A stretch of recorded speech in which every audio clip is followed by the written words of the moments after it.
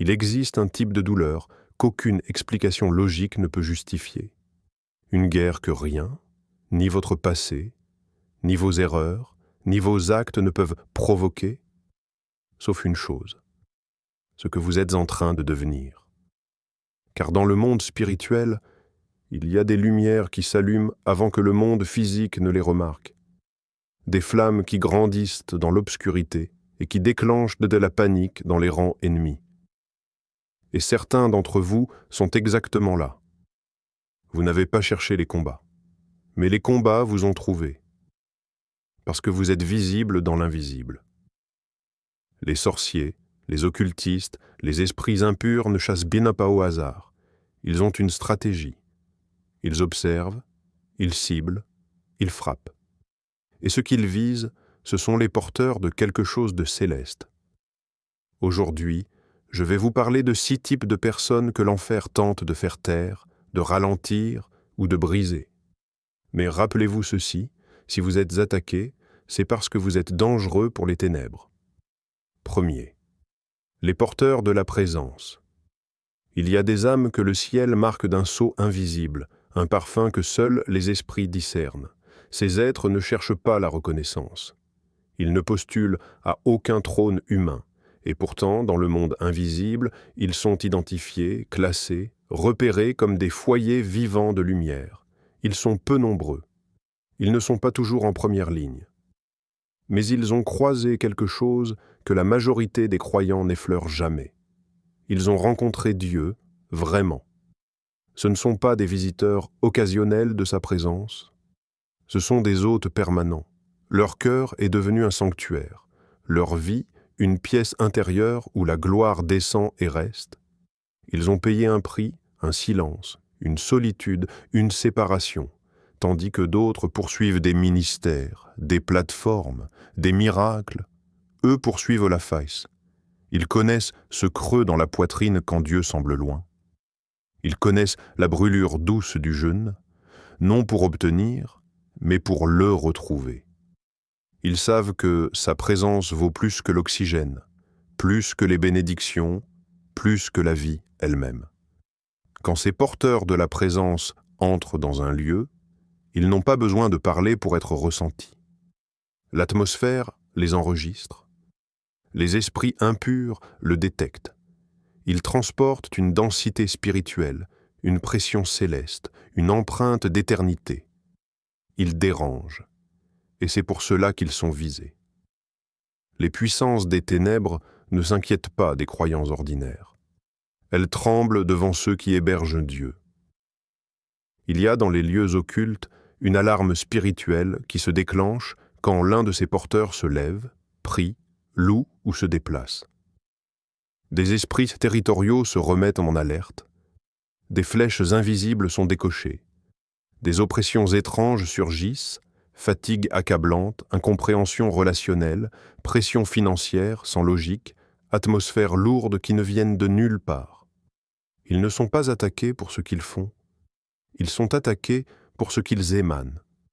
Ils ne sont pas en guerre parce qu'ils ont dit quelque chose, mais parce qu'ils portent quelqu'un. Il ne faut pas sous-estimer la violence des oppositions qui les frappent. Parfois même, leurs propres pensées semblent se liguer contre eux. Tu n'es pas digne, tu as perdu la gloire, Dieu s'est retiré.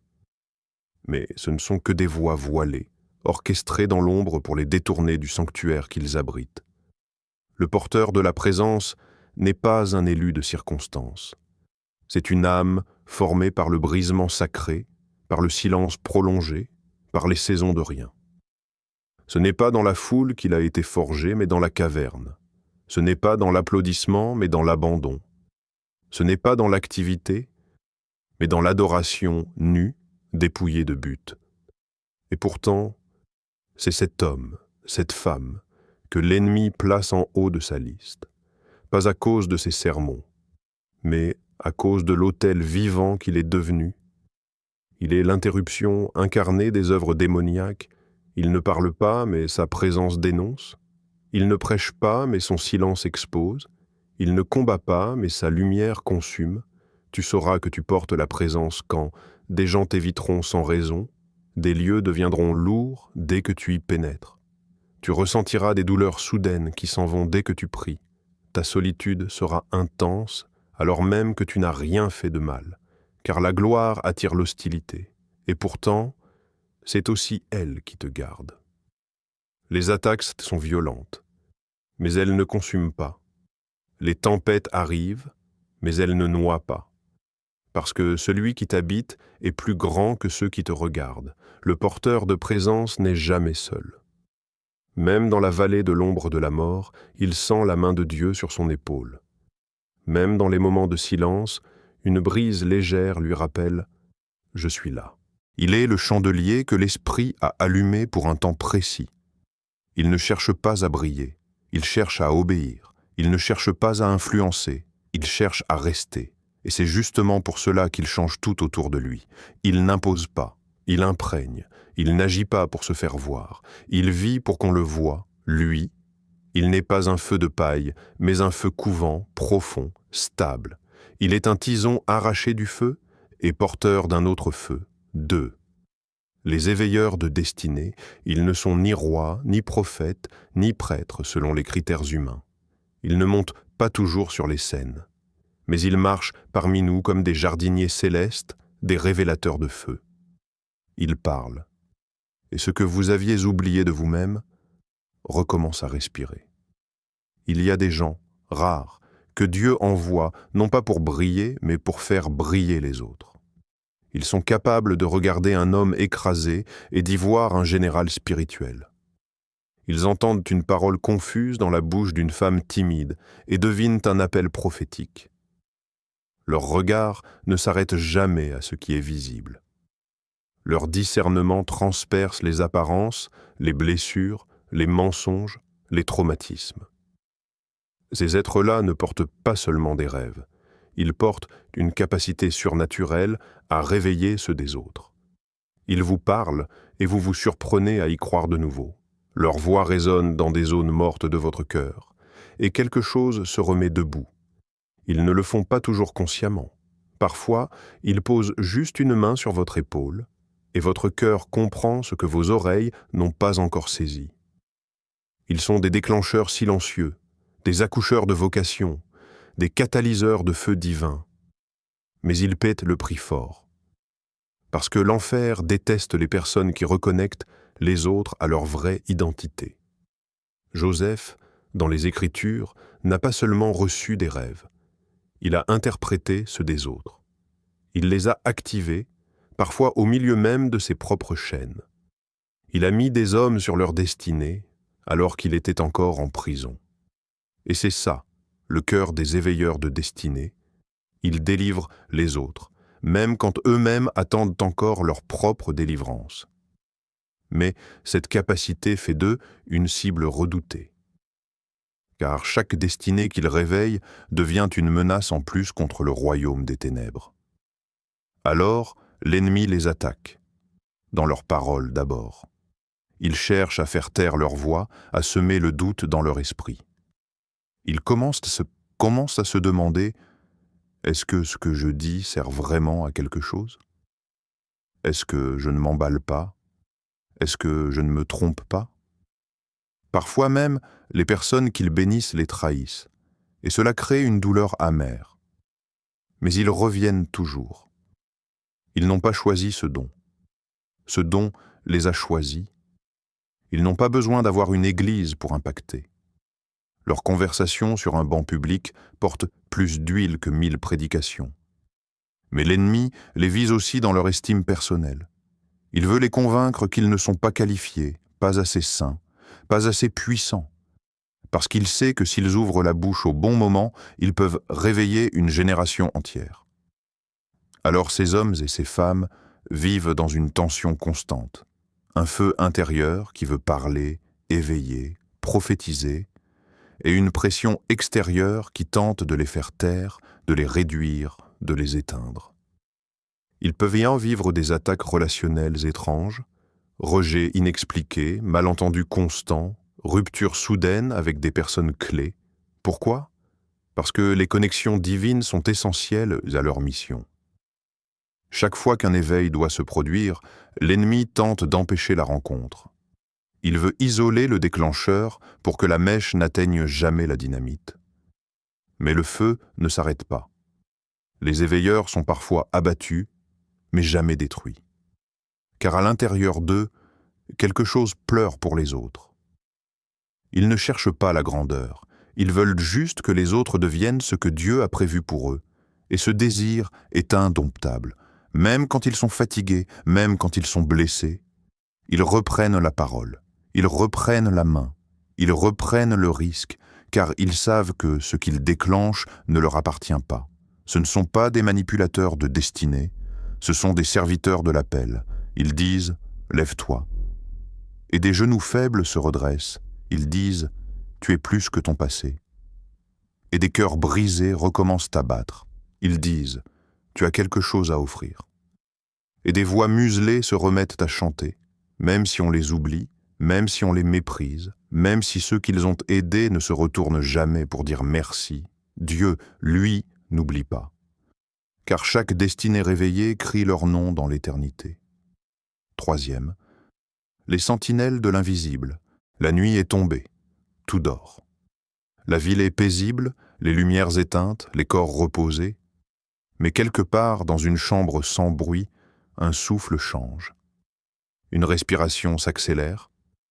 Une personne s'assoit soudain sur son lit, le cœur lourd, sans raison apparente. Elle ne sait pas pourquoi. Il n'y a ni bruit, ni cri. Mais elle sent quelque chose. Ce n'est pas de l'anxiété. Ce n'est pas une insomnie. C'est une alerte venue d'ailleurs. Elle est une sentinelle, un veilleur, un guetteur de l'invisible. Dieu les place comme on place un soldat sur un mur, une torche dans la nuit. Ils ne brillent pas pour être vus. Ils brillent pour éclairer avant l'impact. Ce sont les premiers à sentir le vent tourner. Ce sont les premiers à détecter les mouvements invisibles. Les sentinelles ne sont pas appelées à comprendre tout de suite. Elles sont appelées à réagir vite. Il n'est pas rare qu'elles se lèvent à 3 heures du matin, le souffle court, le cœur oppressé. Et sans explication logique, elles se mettent à prier.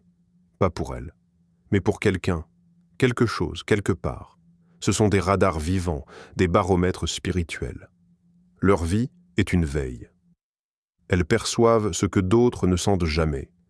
Des tensions étranges dans une pièce, des lourdeurs inexpliquées dans une maison, des silences anormaux dans une conversation.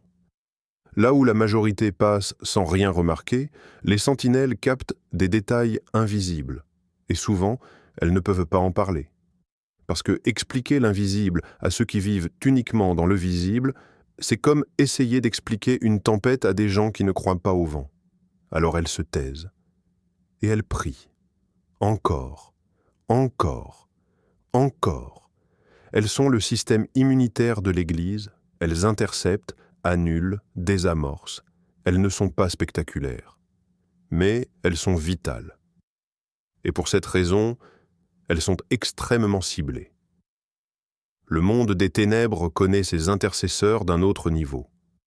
Il les attaque là où ça fait le plus mal, dans leur paix intérieure. Les sentinelles subissent des oppressions pendant leur sommeil. Des rêves dérangeants, des cauchemars démoniaques. Parfois, elles se réveillent avec des douleurs physiques inexpliquées. Ou bien avec une impression de lutte, comme si quelque chose ou quelqu'un avait tenté de les faire taire dans la nuit. Car l'ennemi veut corrompre le canal de révélation. Il sait que si la sentinelle entend bien, elle alertera. Et si elle alerte, les attaques seront stoppées avant de frapper. Il cherche donc à les isoler émotionnellement, à les convaincre que ce qu'elles perçoivent est faux, à leur faire croire que leur sensibilité est une faiblesse, une exagération, une paranoïa. Mais ce qu'elles ont, ce n'est pas de l'émotivité, c'est du discernement pur. Dieu leur a accordé l'accès à des fréquences élevées, à des profondeurs prophétiques que peu osent explorer. Et cette capacité fait d'elles des antennes célestes. Elles captent des prières non formulées. Elles discernent des dangers pas encore manifestés. Elles couvrent des combats dont les combattants eux-mêmes n'ont pas conscience. Mais tout cela se paie par une solitude intérieure, par une fatigue particulière, par un poids constant, car porter le fardeau des autres sans reconnaissance, sans relâche, sans pause, use. Et parfois, elles craquent, elles pleurent en silence. Elles demandent « Seigneur, est-ce que quelqu'un sait ce que je vis? Est-ce que je suis folle ?» Mais le ciel répond dans un murmure « Tu n'es pas oublié, tu es en poste, et tu sauves des vies sans le savoir. » Les veilleurs sont ces prophètes anonymes qui hurlent en silence quand l'Église dort.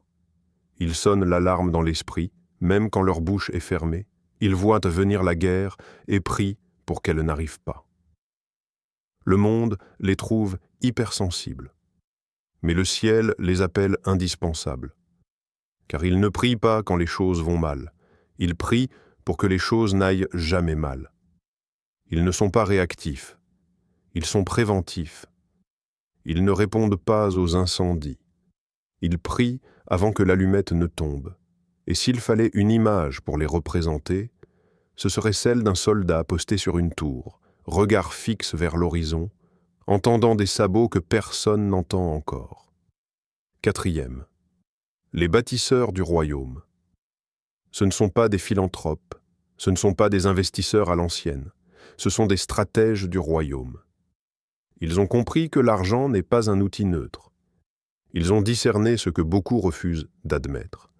La finance est un champ de bataille spirituel. Tandis que d'autres courent après les bénédictions, eux poursuivent l'alignement céleste. Ils n'accumulent pas, ils allouent, ils n'achètent pas, ils sèment. Ils ne financent pas des projets humains, ils soutiennent des constructions éternelles. Dieu leur a confié des ressources surnaturelles, argent, influence, réseau, intelligence économique, créativité. Mais ce qu'ils en font dépasse le visible. Ils déplacent des fonds du camp des ténèbres vers celui de la lumière. Et c'est pourquoi l'enfer les craint autant. Les bâtisseurs du royaume dérangent les esprits territoriaux liés à Mammon. Ils n'ont pas simplement de l'argent, ils ont la vision de l'argent comme une mission. Ils savent que chaque somme investie dans le royaume devient une arme, un portail, une moisson de transformation.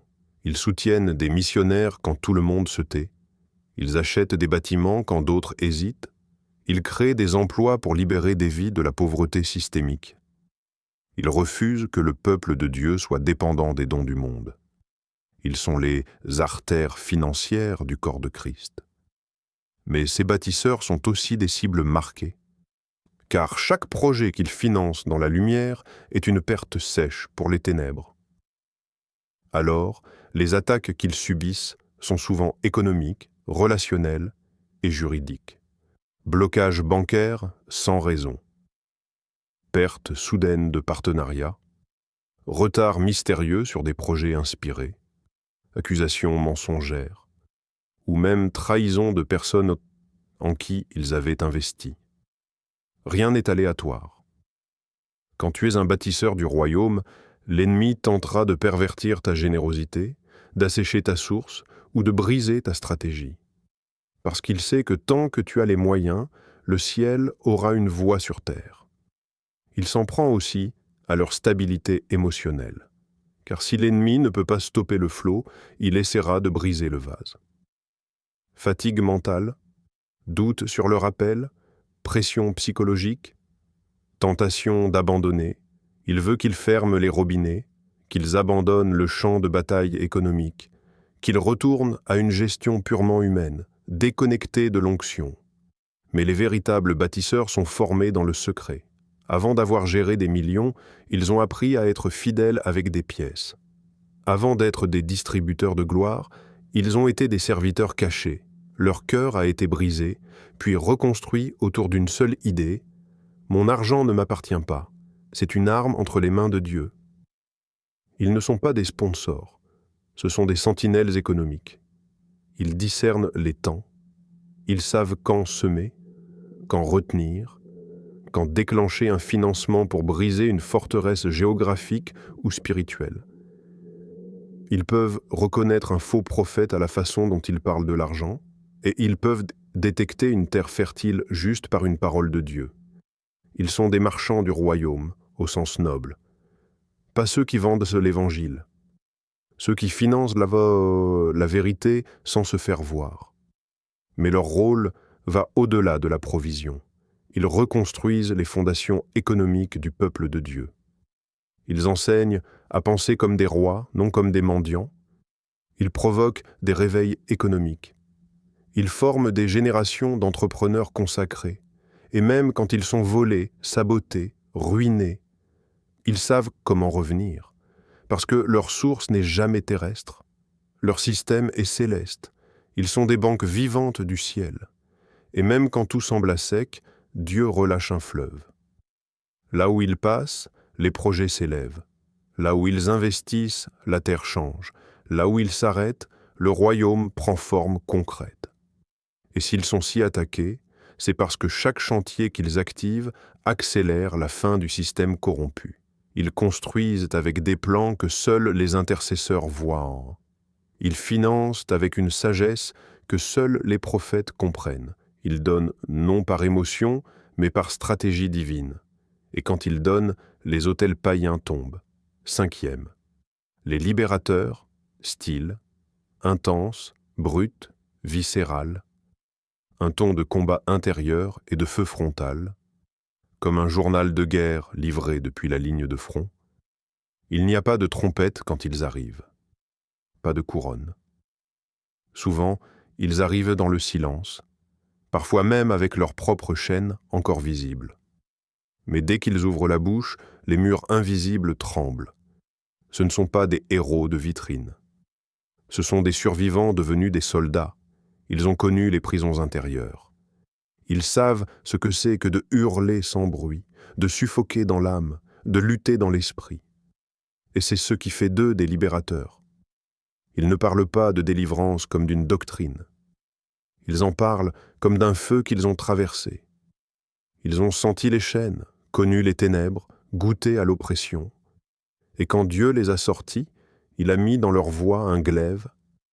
Quand ils prient, ce ne sont pas de jolis mots, ce sont des coups.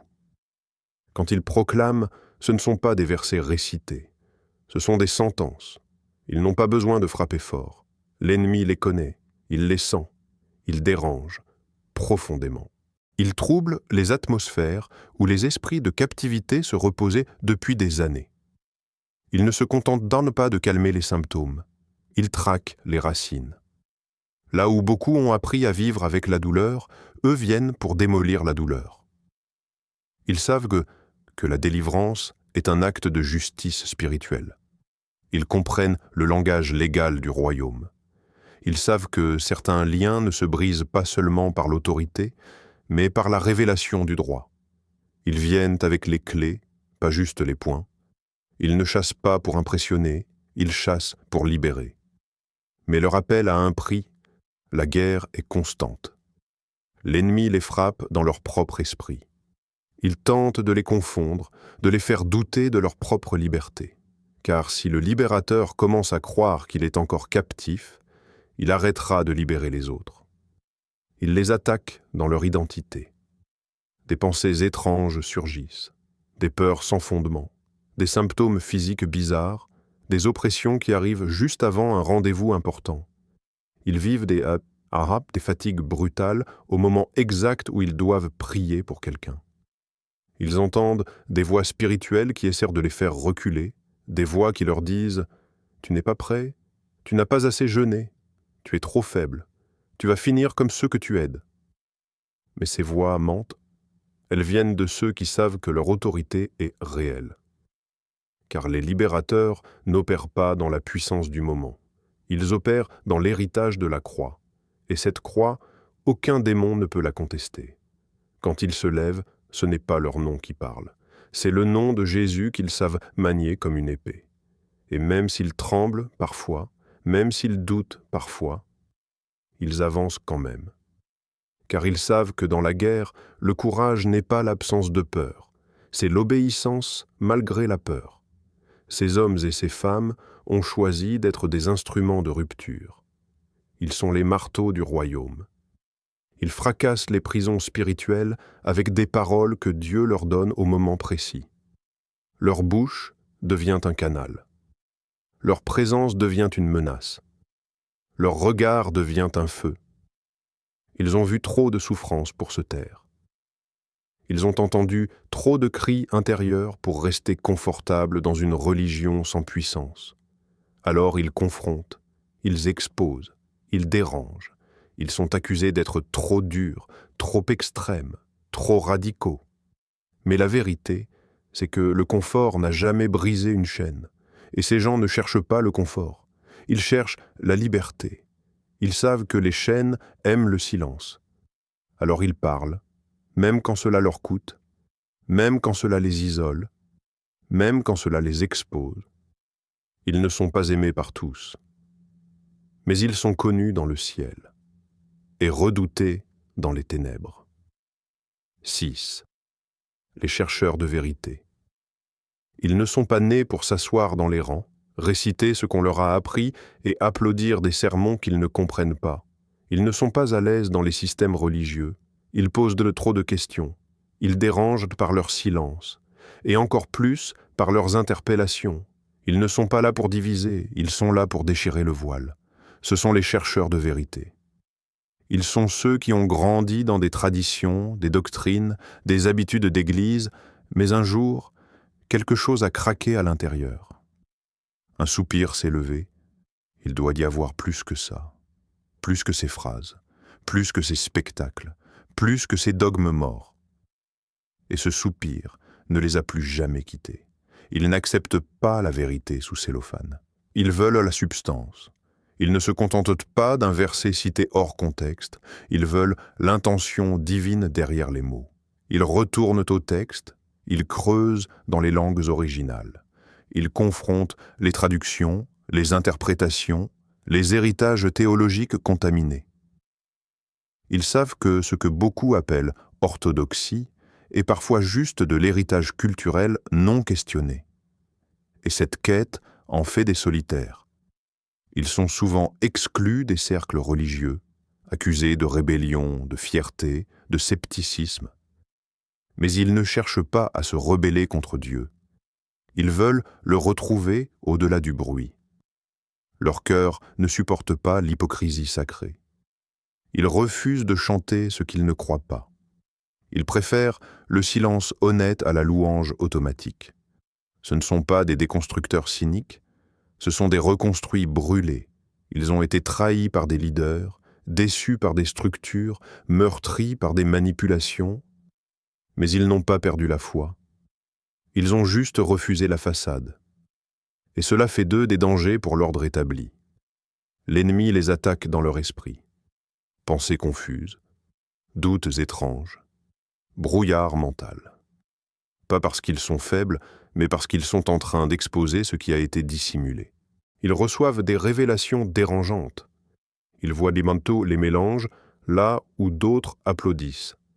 Ils remarquent les manipulations là où les foules disent « Amen ». Et parfois, cela les brise. Ils voudraient fermer les yeux, revenir à l'ignorance tranquille. Mais ils ne peuvent plus. Une fois qu'on a goûté à la vérité non diluée, on ne peut plus boire l'eau polluée. Ils sont seuls, souvent, mais jamais abandonnés. Le ciel les conduit dans des déserts de révélation. Là, Dieu leur parle. Sans micro, sans applaudissements, il les déprogramme. Puis, il les rebâtit. Non pour en faire des gourous, mais des porteurs d'une lumière que personne ne peut éteindre. Ils ne prêchent pas pour séduire. Ils parlent pour libérer. Et parfois, leurs paroles coupent, comme une épée, comme un scalpel. Ils ne sont pas là pour défendre des institutions, ils sont là pour restaurer la voix de Dieu dans la confusion. Et cela, les ténèbres ne le supportent pas. Parce que là où il y a mensonge religieux, il y a contrôle. Et là où il y a contrôle, l'Esprit du Seigneur ne peut pas régner. Mais les chercheurs de vérité ouvrent des brèches. Ils brisent les narratifs figés. Ils déterrent les versets oubliés. Ils pointent du doigt les erreurs héritées. Non pour condamner, mais pour réveiller. Et si tu te reconnais en eux, tu sais que ton combat est unique. Tu as essayé de te conformer, mais quelque chose en toi criait « non ». Tu as voulu te taire, mais le feu était plus fort. Tu as tenté de rester sage, mais la vérité t'a consumé.